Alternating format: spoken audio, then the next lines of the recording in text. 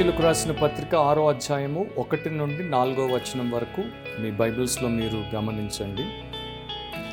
పిల్లలారా, ప్రభునందు మీ తల్లిదండ్రులకు విధేయులై ఉండుడి, ఇది ధర్మమే. నీకు మేలు కలుగునట్లు నీ తండ్రిని తల్లిని సన్మానింపుము, అప్పుడు నీవు భూమి మీద దీర్ఘాయుష్మంతుడవగుదువు. ఇది వాగ్దానముతో కూడిన ఆజ్ఞలలో మొదటిది. తండ్రులారా, మీ పిల్లలకు కోపము రేపక ప్రభు యొక్క శిక్షలోను బోధలోను వారిని పెంచుడి. ప్రార్థన చేద్దాం. పరిశుద్ధుడు అయిన తండ్రి, నీ వాక్యమును బట్టి నేను స్తుతిస్తున్నాం. నీ వాక్యంలో ఉన్నటువంటి సత్యమును మాకు బోధించి మాలో ప్రతి ఒక్కరూ వారి యొక్క బాధ్యతను మీరు వారికి ఇచ్చినటువంటి ధన్యతలో ఉంటూ పాటించడానికి, మిమ్మల్ని మహిమపరచడానికి, మరి ముఖ్యంగా ఈ వర్తమానం ఎవరికైతే ఇవ్వబడుతుందో ఆ ప్రియులు నిన్ను ఘనపరిచి దీవెనకరంగా ఉండినట్లు సహాయం చేయమని యేసు పరిశుద్ధ నామమును అడిగి ప్రార్థిస్తున్నాం తండ్రి, ఆమెన్. మొన్నే 19 జూన్ 2022 ప్రపంచవ్యాప్తంగా ఫాదర్స్ డే జరుపుకున్నారు. తండ్రుల దినోత్సవం అంటారు. అంటే తండ్రిగా ఉన్నటువంటి వ్యక్తిని ఆయన యొక్క పాత్రను బట్టి, ఆయన తీసుకున్నటువంటి బాధ్యతను బట్టి ఆయన్ని అభినందించడం, ఆయనకి కృతజ్ఞత చెప్పడం, ఆయన్ని గౌరవించడం, సన్మానించడం. సంవత్సరానికి ఒక దినాన్ని ఫాదర్స్ డేగా పెట్టుకొని కొంతమంది ఆ ప్రకారం చేస్తారు. అయితే దేవుడి వాక్యంలో దేవుడు ఒక పురుషుడికి తండ్రిగా ఇచ్చినటువంటి బాధ్యత, తండ్రిగా ఉన్నటువంటి ఆ ఆధిక్యత, ధన్యతలో ఆ వ్యక్తి ఎలా మసులుకోవాలో చెప్పాడు. అలా ఒక క్రైస్తవ తండ్రిగా ఉన్నప్పుడు ఆ తండ్రికి దేవుడి కృప అండ్ దేవుడి అనుగ్రహం ఉండడంతో పాటు ఆ యొక్క కుటుంబాన్ని కూడా దేవుడు దీవించి వృద్ధిలోనికి తీసుకుని వస్తాడు. సో మనము మన తండ్రులుగా ఉన్నటువంటి వారి కోసం ప్రార్థించుట, వారిని ప్రేమించుట, సన్మానించుట ఇవన్నీ మంచిదే. కాకపోతే అక్కడ పిల్లలకి మీ తల్లికి తండ్రికి లోబడమని చెప్పినప్పుడు ప్రభునందు అనేటువంటి ఒక క్లాస్ పెట్టాడు. అంటే తల్లిదండ్రులు ప్రభువుకి లోబడి, తల్లిదండ్రులు ప్రభు వాక్యానుసారంగా మిమ్మల్ని పెంచి మిమ్మల్ని ఆయన కొరకు సిద్ధపరుస్తుంటే వారి ప్రతి మాట వినండి. కానీ ఎప్పుడైనా తల్లిదండ్రి దేవుడి వాక్యానికి వ్యతిరేకంగా పోతుంటే వారిని గౌరవంతోనే పక్కన పెట్టి దేవుడి మాటే వినాలి అన్నది ఇక్కడ ఉన్నటువంటి విషయం. కాకపోతే ఇప్పుడు మన సబ్జెక్టు ఓన్లీ ఫాదర్స్కి సంబంధించి. సో నేను ఆ భాగంలో 4వ వచనం గురించి మాత్రమే బ్రీఫ్గా ఈ సందేశంలో మాట్లాడతాను. టాపిక్ ఏంటంటే ఆనరబుల్ ఫాదర్స్, ఘనమైన తండ్రులు. It is easy to become a biological father than to become a biblical father అంటాను నేను. అంటే శరీర సంబంధమైనటువంటి తండ్రిగా మారుట సులువు, వాక్యానుసారమైనటువంటి తండ్రిగా మారుట కంటే. చాలామంది తండ్రులు అయిపోతారు, కానీ తండ్రులు అయిన తర్వాత దేవుడు ఒక తండ్రి దగ్గర ఆశించిన అంశములు ఏవైతే ఉంటాయో, లేకపోతే ఒక తండ్రిని ఆదేశించిన విషయాలు ఏమైతే ఉంటాయో ఆ విషయాలు వారు తెలుసుకోకుండా, ఆ విషయాల్లో వారు తమను బలపరుచుకోకుండా, వాటి విషయంలో నమ్మకంగా దేవుడిని సేవించకుండా, దేవుడు వారికి ఇచ్చినటువంటి బిడ్డల్ని దేవుడి కొరకు పెంచి దేవుడి యొక్క ప్రణాళిక చొప్పున వారు లోకానికి, సంఘానికి ఉపయోగకరంగా, దీవెనకరంగా ఉన్నట్లు మలచరు, పెంచరు. అక్కడ తండ్రి విఫలమైపోతాడు. అండ్ ఈ రోజున ప్రపంచవ్యాప్తంగా తండ్రులు అనేవారు చాలా తక్కువ మంది ఘనమైన వారిగా, గౌరవప్రదమైన వారిగా, మాదిరికరమైనటువంటి వారిగా మనకున్నారు. క్రిస్టియానిటీలోనే కాదు, వరల్డ్ వైడ్గా, ప్రపంచవ్యాప్తంగా, వెస్ట్ని మీరు తీసుకుంటే, పాశ్చాత్య దేశాలని మీరు తీసుకుంటే అక్కడ ఎన్నో fatherless families, fatherless homes, fatherless children. అంటే తండ్రులు లేని కుటుంబాలు, తండ్రులు లేని గృహాలు, తండ్రులు లేని పిల్లలే. అందుకనే వారు ఎంత అరాచకమైనటువంటి జీవన విధానానికి అలవాటు పడిపోతారో మనం మీడియాలో చూస్తూనే ఉన్నాం. కాకపోతే క్రిస్టియానిటీలో దేవుడు తండ్రికి, తల్లికి గొప్ప బాధ్యతనిచ్చాడు. అండ్ వారు తప్పక దేవుడికి ఈ విషయాల్లో న్యాయం చేసేవారిగా ఉండాలి. సో బైబిల్ ప్రకారం ఉన్నటువంటి తండ్రులు ఎట్లా ఉంటారు? 6వ అధ్యాయం 4వ వచనంలో ఒక 4 విషయాలు మీతో పంచుకుంటాను. దానికన్నా ముందు నాకు ఒక చిన్న పిల్లవాడు తన పుస్తకంలో రాసుకున్నటువంటి ఒక విషయం, యాక్చువల్గా ఇంగ్లీష్లో పోయంలాగా రాశాడు. దాని గురించి మరి నేను తెలుగులోనే మీకు చెప్తాను. దాంట్లో ఉన్నటువంటి భావం ఏంటో మీరు గ్రహిస్తే ఆ పిల్లవాడి మనస్సులో ఎలాంటి తండ్రి కావాలని వాడు కోరుకున్నాడో దాంట్లో ఆ మాటల్లో చాలా అద్భుతంగా బయటపెడతాడు. So the kind of dad I would by, అంటే ఎలాంటి నాన్నను నేను కొంటాను అన్నది దాని యొక్క శీర్షిక. ఒకవేళ నాన్న కొరకు ఒక మనిషిని నేను కొనడానికి బజారుకి వెళ్తే ఎలాంటి నాన్నను కొంటాను? అండ్ నా నాన్న ఎట్లా ఉంటాడంటే, చిన్న బాబు అడిగినటువంటి ప్రతి ఎందుకు అనే ప్రశ్నకు ఆగి జవాబిస్తాడు. చిన్న పిల్ల లేకపోతే చిన్న బిడ్డ అతనితో మాట్లాడినప్పుడు చాలా దయతో వారికి కావలసినటువంటి జవాబును ఇస్తాడు. అండ్ ఎప్పుడు కూడా వారి వంక చూసినప్పుడు చిరునవ్వుతో ఉంటాడు, వారిని సంతోషంగా ఉంచుతాడు. అండ్ ఆ నాన్న బైబిల్లో ఉన్నటువంటి బంగారు నియమాన్ని పాటిస్తాడు. ఆ బిడ్డలను తప్పక ప్రతివారం చర్చ్కి, బైబిల్ స్కూల్కి అంటే సండే స్కూల్కి తీసుకెళ్తాడు. దాంతోపాటు ఆయన ఆ ఇంటి అంతట్లోకెల్లా శ్రేష్టమైనటువంటి వ్యక్తిగా కుటుంబం పైన ఉంటాడు, ఫ్యామిలీ ట్రీలో పైన ఉంటాడు. అండ్ నేను ఆయన్ని అలాగే అనుకరించి ఆయనలాగే పెరిగి ఆయనలాగే బ్రతికినప్పుడు ఒక రోజున ఆయన నన్ను చూసి ఎంతో గర్విస్తాడు. సో ఇంగ్లీష్లో ఒక పోయం లాగా ఆ చిన్న బిడ్డ ఈ మాట రాసుకున్నాడు, ఈ విషయాన్ని రాసుకున్నాడు. సో ఆనరబుల్ ఫాదర్స్, ఘనమైనటువంటి తండ్రులుగా ఉండుట ఎంతో గొప్ప భాగ్యం. సో ఘనమైన తండ్రుల్లో ఉండేటువంటి 4 లక్షణాలు ఏంటి? మొట్టమొదటిది, honourable fathers are righteous fathers. అంటే ఒక తండ్రి ఘనమైనటువంటి తండ్రిగా ఉండాలంటే అతడు నీతి కలిగినటువంటి తండ్రిగా ఉండాలి. 4వ వచనంలో, తండ్రులారా మీ పిల్లలకు కోపము రేపక ప్రభు యొక్క శిక్షలోను బోధలోను వారిని పెంచుడి అని రాయబడింది. ప్రభు అంటే యేసుక్రీస్తు ప్రభు. ఆయన ఈ సంఘానికి ప్రభు. మనకి తెలుసు ఎఫెసీ పత్రిక పౌలు రాసినప్పుడు దాంట్లో వారి వారి బాధ్యతలు అంటే క్రీస్తునందున్నటువంటి క్రైస్తవులకు వారి వారి బాధ్యతలను ఆయన జ్ఞాపకం చేస్తాడు. భర్తలారా అంటాడు, భార్యలారా అంటాడు, పిల్లలారా అంటాడు, తండ్రులారా అంటాడు, దాసులారా అంటాడు, యజమానులారా అంటాడు. వీళ్ళందరూ కూడా రక్షింపబడినటువంటి క్రైస్తవ విశ్వాసులు. వీరందరూ కూడా యేసుక్రీస్తు ప్రభు యొక్క ఆధిపత్యం కింద, ప్రభుత్వం కింద, ఆయన యొక్క ఆలోచన లేక ఆజ్ఞ ప్రకారం బ్రతకడానికి విశ్వాసంతో ఆయన్ని హత్తుకుని ఆయనను వెంబడించుటకు ముందుకొచ్చిన వారు. సో ఈ తండ్రికి ఒక ప్రభు ఉన్నాడు, లేకపోతే ఇక్కడ ప్లూరల్లో తండ్రులారా అంటున్నాడు కనుక ఆ తండ్రులకు ఒక ప్రభు ఉన్నాడు, ఆయనే యేసుక్రీస్తు. సో ఒక వ్యక్తి క్రైస్తవ కుటుంబంలో పుట్టి క్రైస్తవ సండే స్కూల్లో పెరిగాడు, చర్చ్లో మసిలాడు కనుక అతడు ఆటోమేటికలీ క్రిస్టియన్ అవ్వడు. ఆ వ్యక్తి ఎప్పుడైతే తాను పాపినని అండ్ తన పాపము నిమిత్తం యేసుక్రీస్తు ప్రభు ప్రాయశ్చిత్త కార్యం చేశాడని గుర్తిస్తాడో, దానికి అతడు పశ్చాత్తాపముతో ఒప్పుకొని ప్రభువుని ఆశ్రయించి క్షమించబడి శుద్ధి చేయబడి రక్షించబడతాడో అప్పుడే అతడు ఒక క్రైస్తవుడు అవుతాడు. సో ఇలా క్రైస్తవుడైనటువంటి తండ్రి, ఆ తర్వాత అతడు తండ్రి అయినప్పుడు బెస్ట్ ఏంటంటే మొదటే క్రైస్తవుడు అవ్వాలి, తర్వాత క్రైస్తవ విధానంలో వాక్యానుసారంగా క్రైస్తవ స్త్రీని వివాహం చేసుకోవాలి, అప్పుడు క్రైస్తవ కుటుంబాన్ని స్థాపిస్తారు.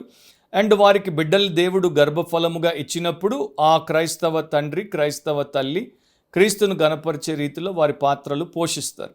సో ప్రభువునందున్నటువంటి తండ్రులు అంటే నీతిమంతులుగా తీర్చబడినటువంటి తండ్రులు, తిరిగి జన్మించిన అనుభవం కలిగినటువంటి తండ్రులు, యేసుక్రీస్తుకు అనుచారులుగా అండ్ నిజమైన నమ్మకమైన శిష్యులుగా విధేయులుగా ఉన్నటువంటి తండ్రులు, అలాంటి తండ్రుల గురించి ఆయన మాట్లాడుతున్నాడు. సో క్రిస్టియన్ ఫాదర్, క్రైస్తవ తండ్రి అంటే మాటలో చేష్టల్లో క్రైస్తవ్యాన్ని మరి స్పష్టంగా చూపించేటువంటి వ్యక్తి, క్రీస్తును పోలి జీవించేటువంటి వ్యక్తి. ఒక కుటుంబ నిర్మాణం కోసం, ఒక సమాజ నిర్మాణం కోసం, దేశ నిర్మాణం కోసం, family building, society building, nation బిల్డింగ్కి ఫాదర్, తండ్రి యొక్క పాత్ర కీలకమైనది, కీ రోల్ ప్లే చేసేటువంటి వ్యక్తి. ఒకవేళ ఆ తండ్రి నీతితో లేడనుకోండి, ఆ తండ్రి దేవుడి యందు భయము భక్తితో లేడనుకోండి, ఆ తండ్రి యథార్థతతో లేడనుకోండి, అప్పుడు ఆ వ్యక్తి జీవితమే కాదు కుటుంబం కూడా సర్వనాశనం అవుతుంది. ఈరోజున ఎంతోమంది నీతి మాలిన తండ్రులు, భక్తి లేని తండ్రులు అండ్ దౌర్భాగ్యమైనటువంటి తండ్రులు కుటుంబాలకు ఉన్నారు కనుకనే ఆ కుటుంబాలు విచ్ఛిన్నమైపోయాయి. ఆ కుటుంబాల్లో తర్వాత పిల్లలు వెచ్చల విడిగా మరి పోరంబోకులుగా రోడ్ల మీద పడి తిరిగేటువంటి వారు కూడా చాలామంది కనపడతారు. సో ఈ తండ్రి నీతి కలిగినటువంటి తండ్రిగా ఉన్నప్పుడు ఆ కుటుంబానికి ఎంత మేలు, ఎంత క్షేమము వాక్యంలో ఇంకా చాలా చోట్ల రాయబడింది. సో నీతి గల తండ్రి, ప్రభువు అయిన యేసు యొక్క శిష్యునిగా దేవుడిని తన యొక్క జీవితము, సాక్ష్యము ద్వారా, వ్యవహారము ద్వారా తన పిల్లలకు చూపించే స్థితిలో ఉంటాడు.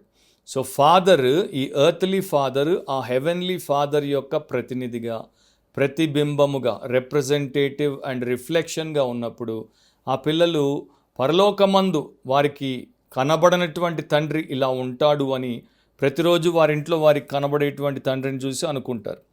ఒక బైబిల్ స్కూల్లో ఆర్ సండే స్కూల్లో, ఒకప్పుడు సండే స్కూల్ని కూడా బైబిల్ స్కూల్ అనేవారు. సండే స్కూల్లో టీచర్ పిల్లలకి ఒక అసైన్మెంట్ని ఇచ్చింది. Draw a picture of God, దేవుడి యొక్క మరి చిత్రమును గీయండి అని. సో చిన్నపిల్లలు కదా, ఆ టైంలో అట్లా నేర్పించేవారు. కనుక వారు గీస్తుంటే ఒక పిల్లవాడు తన తండ్రి యొక్క ఆకారాన్ని గీసేసాడు. గీసి మై డాడీ అని రాశాడు కింద, మా నాన్న అని. సో టీచర్ అడిగింది, ఏంటి మీ డాడీ గీత గీసావు, గాడ్స్ పిక్చర్ గీయమని చెప్తే అంటే వాడు అన్నాడు, నేను ఎప్పుడు దేవుడు ఎట్లా ఉంటాడో చూడలేదు, సో మా డాడీని అయితే రోజు చూస్తాను కనుక మా డాడీలాగే దేవుడు ఉంటాడని గీసేసాను అన్నాడు. సో పరలోకమందున్న మా తండ్రి అని యేసుప్రభు మనకి ప్రార్థన నేర్పించినప్పుడు, పరలోకమందున్నటువంటి తండ్రి ఆత్మ స్వరూపుడైనటువంటి దేవుడు, ఆయన ఎప్పుడు మనం చూడలేదు కనుక ఆయన ఎట్లా ఉంటాడో మనకు తెలియాలంటే మన ఇంట్లో ఉన్నటువంటి తండ్రిని చూసి బహుశా ఇట్లాగే ఉంటాడు, ఇలాంటి లక్షణాలతో ఉంటాడు అని అనుకుంటారు.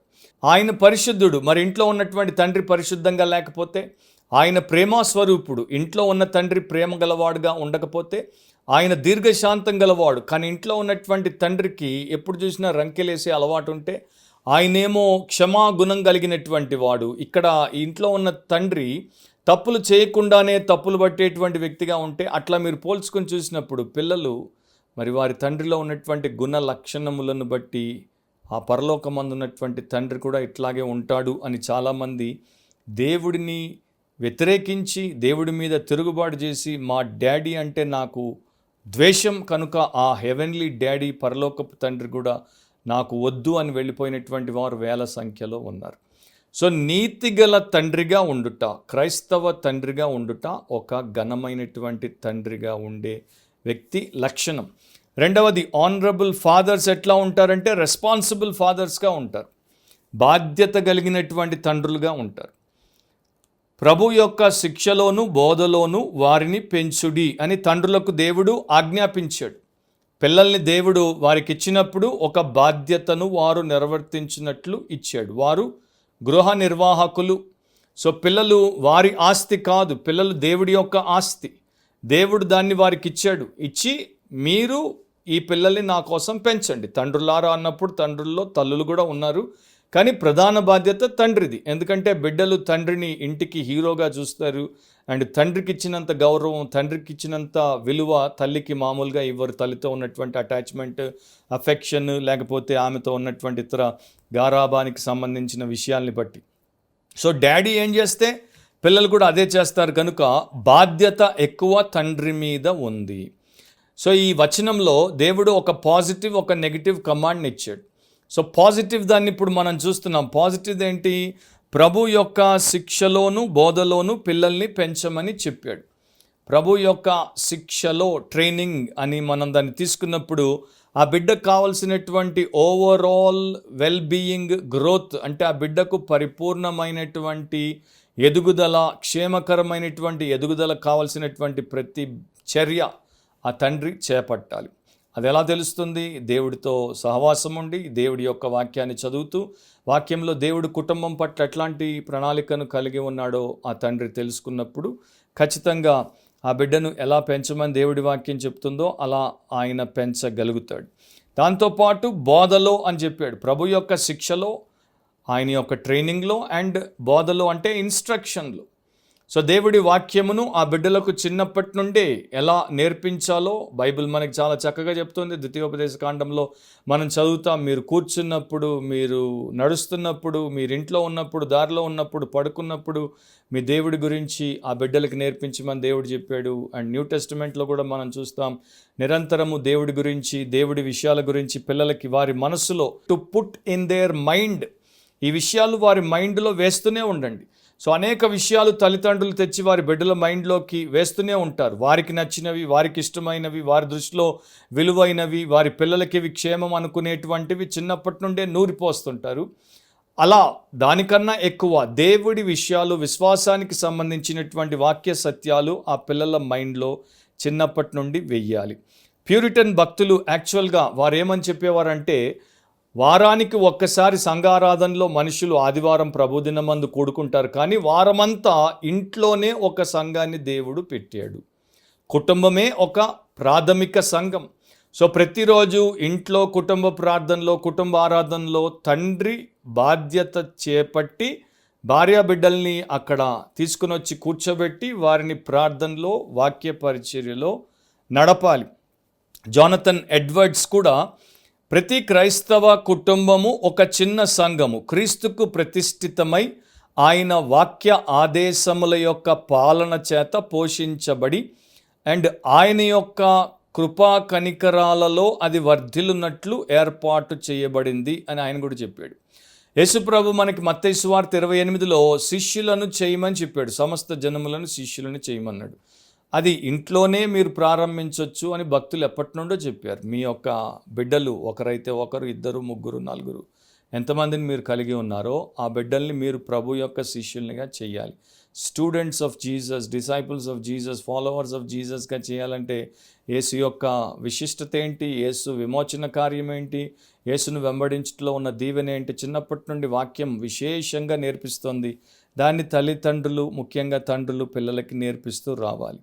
థామస్ డూ లిటిల్ కూడా ఒక మాట రాశాడు, ఇంటికి యజమానులుగా ఉన్నవారు ఖచ్చితముగా వారి కుటుంబాలకు వాక్యమును ప్రతిదినము చదవాలి. వారి పిల్లలకు వారి దగ్గర పనిచేసేటువంటి పని వారికి రక్షణ విషయంలో ఉన్నటువంటి బోధ ప్రతి దినము చెయ్యాలి. అలాగే కాకుండా వారి కుటుంబాల కొరకు ప్రార్థన చేయాలి. అండ్ ఏ వ్యక్తి కూడా వారి యొక్క ప్రశ్నలకు, సందేహాలకు జవాబులు ఇవ్వకుండా ఉండకూడదు. సో ఇంట్లో పిల్లలు అడిగినా, పెద్దలు అడిగినా, ఎవరు అడిగినా వాక్యము నుండి తండ్రులు, ఇంటి యజమానులు వాక్యానుసారమైనటువంటి ఆత్మీయ జవాబులు ఇచ్చి వారిని బలపరచాలి. వారు ఇంకా ఆసక్తిపరులుగా ఉండినట్లు చేయాలి. ఇప్పుడు పెంచుడి అనేటువంటి పదం ఉంది.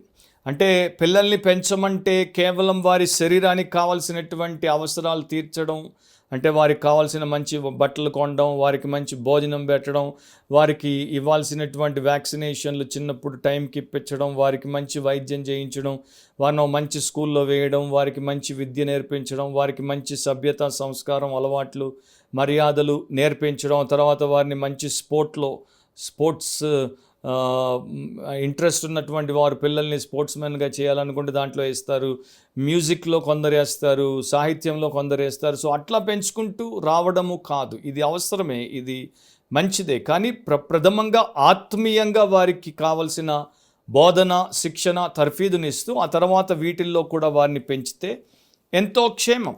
వారు ఆత్మీయంగా, మానసికంగా, శారీరకంగా, సామాజికంగా, ఆర్థికంగా అన్ని రకాలుగా వర్ధిల్లాలంటే దేవుడితో వారిని అనుసంధానము చెయ్యాలి. అండ్ దేవుడి యొక్క కృపలో వారు పెరిగేటట్టు చూడాలి. లూకా సువార్తలో 2వ అధ్యాయము 52వ వచనం, యేసు జ్ఞానమందును వయస్సునందును దేవుని దయయందును మనుషుల దయయందును వర్ధిల్లుచుండెను. సో యేసు ప్రభు బాల్య దినాల్లో ఎట్లా వర్ధిల్లాడు, ఎట్లా పెరిగాడు, ఎట్లా ఆయన మరి అభివృద్ధిలోనికి వచ్చాడు? 4 రంగాల్లో. ఒకటి జ్ఞానమందు, తర్వాత వయస్సునందు, తర్వాత దేవుని దయనందు, తర్వాత మనుషుల దయ. అంటే అతని యొక్క జీవితంలో ఇంటలెక్చువల్, ఫిజికల్, స్పిరిచువల్, సోషల్ 4 రంగాల్లో కూడా యేసుక్రీస్తు ప్రభు పెంచబడ్డాడు. అలాగే మనం కూడా మన పిల్లల్ని పెంచాలి. కనుక దేవుడి వాక్యంలో మరింత బోధ ఇవ్వబడింది. దాన్ని తండ్రులు తమ పిల్లలకి నేర్పిస్తూ ఉండాలి. కానీ ఈ రోజున చాలామంది తండ్రులు రోజంతా ఆఫీసుల్లో పనిచేస్తారు, లేకపోతే వారి బిజినెస్లో తీరిక లేకుండా ఉంటారు. సాయంత్రం వచ్చేసరికి మరలా వారి యొక్క గ్యాడ్జెట్లతో కూర్చుంటారు. పిల్లలకి టైం ఉండదు. పిల్లలు వారి దగ్గరికి వస్తుంటే విసుక్కుంటారు, అడగబోతే విసుక్కుంటారు, అనవసరంగా కోపగించుకుంటారు, నేను వచ్చే ముందు పడుకోవాలంటారు, నేను వెళ్ళిన తర్వాత లేవాలంటారు. సో ఇట్లాంటి తండ్రులు వారి బాధ్యతని పూర్తిగా విస్మరించిన వారవుతారు. అండ్ ఇంకో జాడ్యం ఏంటంటే, ఇప్పుడు చాలామంది తండ్రులకు దేవుడి వాక్యం సరిగ్గా తెలియదు కనుక తల్లికి చెప్పేస్తారు, నువ్వు నేర్పించు, నువ్వు చూసుకో, నువ్వు చెప్పుకో, లేకపోతే ఆ సండే స్కూల్ టీచర్కి చెప్పు, ఆమె నేర్పిస్తుంది, ఆయన నేర్పిస్తాడు. సో వారి మీద దేవుడు పెట్టినటువంటి బాధ్యతను ఇతరుల మీదకి నెట్టేసే తండ్రులు ఎక్కువ. ముగ్గురు పిల్లలు ఒక రోజున వారి తండ్రుల గురించి గొప్పగా మాట్లాడుకుంటున్నారు. సో మొదటోడు చెప్పాడు, మా డాడీ ఎంత స్మార్ట్ అంటే ఏ సబ్జెక్ట్ అయినా ఇవ్వండి గంట సేపు ఆగకుండా మాట్లాడతాడు. రెండో పిల్లవాడు అన్నాడు, మా డాడీ మీ డాడీ కన్నా ఇంకా స్మార్ట్, మా డాడీకి ఏ సబ్జెక్ట్ అయినా ఇస్తే 2 గంటలు ఆగకుండా మాట్లాడతాడు. అప్పుడు మూడో వాడు అన్నాడు, మీ డాడీల కన్నా మా డాడీ సూపర్ స్మార్ట్, ఎందుకంటే మీ డాడీల కన్నా మా డాడీ ఏ సబ్జెక్ట్ లేకుండానే 3 గంటలు ఏకధాటిగా మాట్లాడతాడు. సో ఈ రోజున చాలామంది డాడీలకి సబ్జెక్ట్ లేదు కనుక పిల్లలతో మాట్లాడడానికి చాటనవ్వట్లేదు. అండ్ దేవుడు ఇంత పెద్ద సబ్జెక్ట్ని ఇచ్చాడు, ఇది తెలుసుకొని నేర్చుకుని వారు నడుచుకుంటూ పిల్లలకు నేర్పిస్తే అంత బాగుంటుంది. ఎప్పుడో ఎవరో రాశారు, ఆథర్ పేరు ఇక్కడ నాకు తెలీదు, ఎందుకంటే నేను చూసినటువంటి మ్యాగజైన్లో ఆథర్ పేరు లేదు, అన్నోన్ అని ఉంది. Fatherhood, advice to fathers about their children, వారి పిల్లల గురించి తండ్రులకు ఇవ్వబడుతున్నటువంటి సలహా, తండ్రి అనేటువంటి ఆ బాధ్యత గురించి. సో వారు ఏం చేశారంటే ఇంగ్లీష్లో ఉన్నటువంటి ఆ ఆల్ఫాబెట్స్ని తీసుకొని ఏ నుండి జెడ్ వరకు ప్రతి అక్షరానికి ఒక సలహాని ఇచ్చారు. A, always trust them to God's care, ఎల్లప్పుడూ వారిని దేవుడి యొక్క సంరక్షణకు నమ్మకంగా అప్పగించండి. B, bring them to church, వారిని సంఘానికి తీసుకొని రండి. C, challenge them to high goals, ఉన్నతమైనటువంటి ప్రమాణాల కొరకు వారిని సవాలు చేయండి. D, delight in their achievements, వారు ఏదైనా సాధిస్తే వాటి యందు ఆనందించండి. E, exalt the Lord in their presence, వారి సముఖములో ప్రభువును హెచ్చిస్తూ ఉండండి. ఎఫ్, ఫ్రౌన్ ఆన్ ఈవిల్, చెడును చూచినప్పుడు మీరు విసుక్కోండి, దాని మీద అసహ్యతను చూపించండి. జీ, గివ్ దెమ్ లవ్, వారికి ప్రేమను చూపండి. హెచ్, హియర్ దేర్ ప్రాబ్లమ్స్, వారి సమస్యలను వినండి. I, ignore not their childish fears, వారి చిన్నతనంలో ఉన్నటువంటి భయములను నిర్లక్ష్యంగా చూడకండి. J, joyfully accept their apologies, వారు వచ్చి క్షమాపణలు చెప్తే సంతోషంగా అంగీకరించండి. కే, కీప్ దేర్ కాన్ఫిడెన్స్, వారి ధైర్యము సడలిపోకుండా చూడండి. L, live a good example before them, వారి ఎదుట మంచి మాదిరికరమైన జీవితాన్ని జీవించండి. M, make them your friends, వారిని మీ స్నేహితులుగా చేసుకోండి.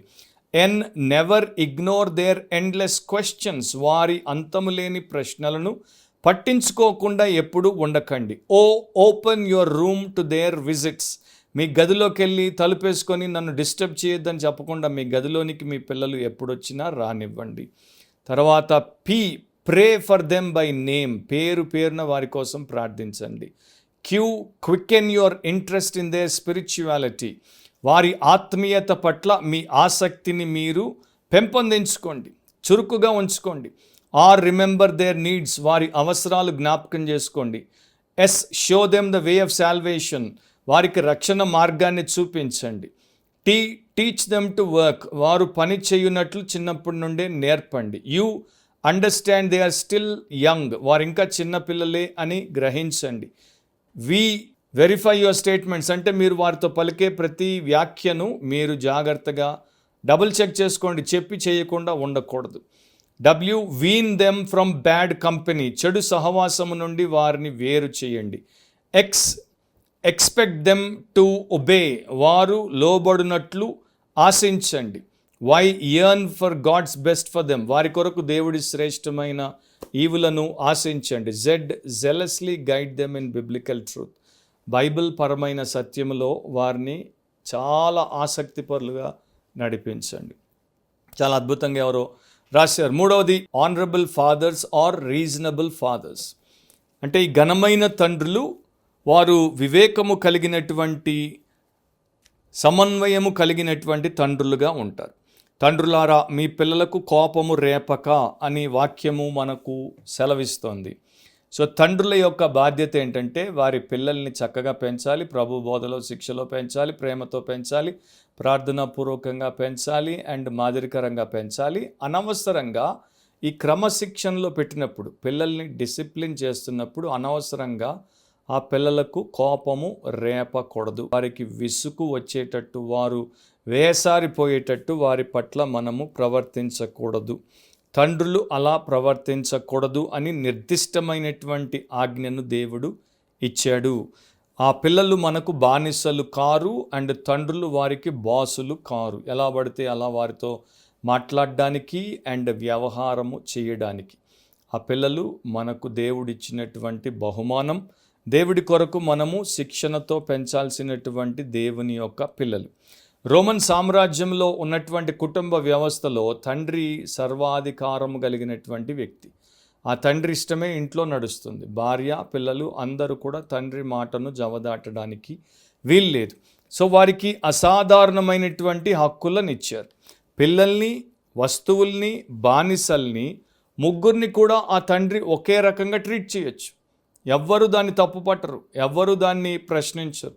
అది రోమన్ సామ్రాజ్యంలో ఉన్న సామాజిక వ్యవస్థ. విలియం బార్క్లే ఒక రోమన్ ఫాదర్కి ఆ కుటుంబం మీద ఉన్నటువంటి నిరంకుశ శక్తి గురించి రాసినప్పుడు ఆయన ఏమంటాడంటే, ఆ పిల్లల్ని బానిసలుగా అమ్మేయచ్చు, ఆ పిల్లల్ని తీసుకెళ్ళి తన పొలంలో పెట్టి పని చేయించవచ్చు, వారు పని చేయకపోతే వారి కాళ్లకు చేతులకు గొలుసులు కట్టి వారిని అలా జంతువుల్లాగా బిగించి పెట్టచ్చు, వారిని కొట్టచ్చు, వారిని శిక్షించవచ్చు. ఆయనకు విపరీతమైన కోపం వస్తే వారిని చంపేసినా కూడా చట్టము, ప్రభుత్వం ఆయన్ని ప్రశ్నించదు. అది ఆ సమాజం. సో అలాంటి సమాజం నుండి రక్షించబడి తండ్రులుగా మారినటువంటి వారికి దేవుడు చెప్తున్నాడు, మీ పిల్లలకు మీరు అనవసరంగా కోపము రేపొద్దు. ఇప్పుడు క్రిస్టియన్ ఫాదర్గా నువ్వు ఫంక్షన్ చేయాలి, రోమన్ ఫాదర్గా కాదు. అంటే రోమీయుడైన తండ్రిగా నువ్వు నీ పిల్లల పట్ల నడుచుకోవడం కాదు, క్రైస్తవుడు అయిన తండ్రిగా, దేవుని ప్రతినిధిగా, ఘనమైన తండ్రిగా నీ పిల్లల పట్ల నీవు వ్యవహరించుట అనేది దేవుడు నేర్పిస్తున్నాడు. సో తల్లిదండ్రులు చాలా తప్పులు చేస్తారు. వారికి స్వార్థం ఎక్కువైనప్పుడు తప్పు చేయొచ్చు, అహం ఎక్కువైనప్పుడు తప్పు చేయొచ్చు, మదం ఎక్కువైనప్పుడు తప్పు చేయొచ్చు, క్రోధం ఎక్కువైనప్పుడు తప్పు చేయొచ్చు, దుర్మార్గత ఎక్కువైనప్పుడు తప్పు చేయొచ్చు. అండ్ పిల్లల్ని అన్యాయంగా, పక్షపాత బుద్ధితో, లేకపోతే మరీ తీవ్రంగా ఇంత దానికి అంత శిక్ష వేసేసి పిల్లలతో దుర్వ్యవహారం చేయొచ్చు. రెండు రకాల ఎక్స్ట్రీమ్స్ ఉన్నాయి.